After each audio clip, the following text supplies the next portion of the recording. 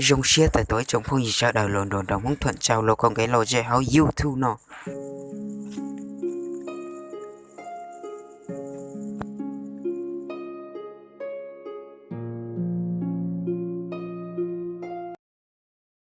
xong rồi có đồ tổ cho anh đừng tiểu rồi mày cả bo thế rồi chứ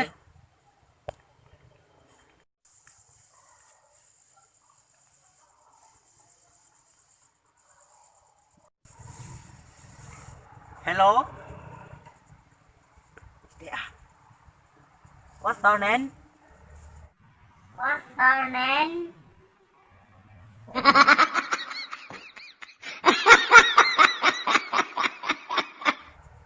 You mean five? Con là chưa? Ô, bao giờ đi hả? Con mày cả cả bố yo. Này nó muốn xóa yo. Muốn xóa. Này bao mà rồi nó hello nè mà. Nhớ không? Số nó. Quá rồi nén nè mà. Con bé hồi đi chả nó số à. Bao giờ mua má chả rồi. Ôi này mày mẹ đi xóa mày mẹ đi yo.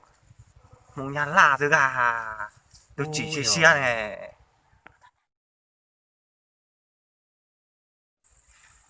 Hello.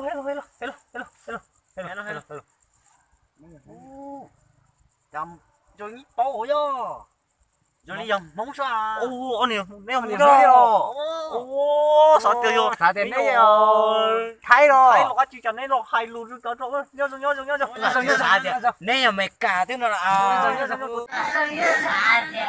Nè mày cả thế nào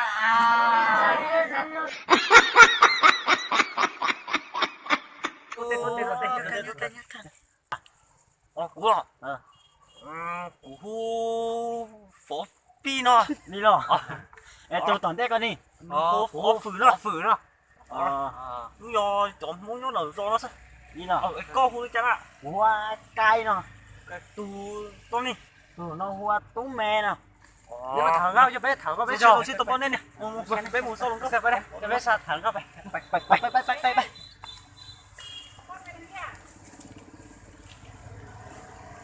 một tổ ca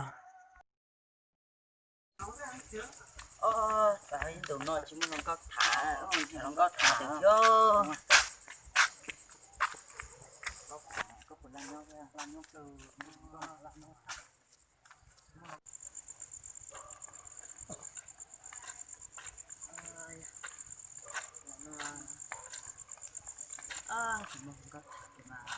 số cho ta đi chứ cô thế đi cái nào được ấy nhớ giờ sáng đọc tới sao một kẻ ra một chiếc khử đấy hư bây giờ ít đó